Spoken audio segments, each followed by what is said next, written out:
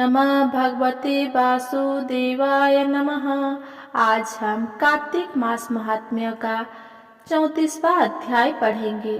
सूत जी ने ऋषियों से कहा, प्रसंग बखान 34वें अध्याय पर दया करो भगवान। ऋषियों ने पूछा, हे सूत जी, पीपल के वृक्ष की शनिवार के अलावा सप्ताह के 2 दिनों में पूजा क्यों नहीं की जाती? सूत जी बोले, हे ऋषियों, समुद्र मंथन करने से देवताओं को जो रत्न प्राप्त हुए, उनमें से देवताओं ने लक्ष्मी और कौस्तुभ मणि भगवान विष्णु को समर्पित कर दी थी। जब भगवान विष्णु लक्ष्मी जी से विवाह करने के लिए तैयार हुए तो लक्ष्मी जी बोली, हे प्रभु, जब तक मेरी बड़ी बहन का विवाह नहीं हो जाता तब तक मैं छोटी बहन आपसे किस प्रकार विवाह कर सकती हूँ। इसलिए आप पहले मेरी बड़ी बहन का विवाह करा दें, उसके बाद आप मुझसे विवाह कीजिए। यही नियम है जो प्राचीन काल से चला आ रहा है।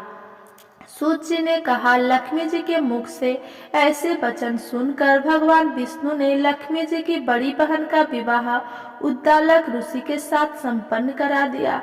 लक्ष्मी जी की बड़ी बहन अलक्ष्मी जी बड़ी कुरूप थी। उसका मुख बड़ा, दांत चमकते हुए, उसकी देह वृद्धा की भांति, नेत्र बड़े बड़े और बाल रुखे थे। भगवान विष्णु द्वारा आग्रह किए जाने पर ऋषि उद्दालक उससे विवाह करके उसे वेद मंत्रों की ध्वनि से गुंजाते हुए अपने आश्रम ले आए। वेद ध्वनि से गूंजती हवन के पवित्र धुएं से सुगंधित उस ऋषि के सुंदर आश्रम को देखकर अलक्ष्मी को बहुत दुख हुआ।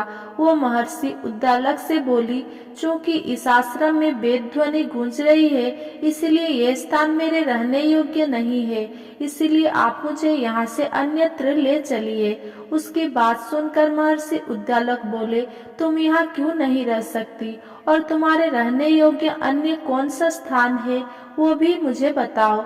अलक्ष्मी बोली, जिस स्थान पर वेद की ध्वनि होती है, अतिथियों का आदर सत्कार किया जाता है, यज्ञ आदि होते हो, ऐसे स्थानों पर मैं नहीं रह सकती। जिस स्थान पर पति पत्नी आपस में प्रेम में रहते हो, पितरों के निमित्त यज्ञ होते हो, देवताओं की पूजा होती हो, उस स्थान पर भी मैं नहीं रह सकती। जिस स्थान पर वेदों की ध्वनि ना हो, अतिथियों का आदर सत्कार ना होता हो, यज्ञ ना होते हो, पति पत्नी आपस में कलेश करते हो, पूज्य वृद्ध सत्पुरुषों तथा मित्रों का अनादर होता हो, जहाँ दुराचारी, चोर, परस्त्रीगामी मनुष्य निवास करते हो, जिस स्थान पर गायों की हत्या की जाती हो, मद्यपान, ब्रह्म हत्या आदि पाप होते हो, ऐसे स्थानों पर मैं प्रसन्नता पूर्वक निवास करती हूँ। सूत जी बोले, अलक्ष्मी के मुख से इस प्रकार के वचन सुनकर उद्दालक का मन खिन्न हो गया। वो इस बात को सुनकर मौन हो गए। थोड़ी देर बाद वे बोले कि ठीक है, मैं तुम्हारे लिए ऐसा स्थान ढूंढ दूंगा। जब तक मैं तुम्हारे लिए ऐसा स्थान ना ढूंढ लूं, तब तक तुम इसी पीपल के नीचे चुपचाप बैठी रहना।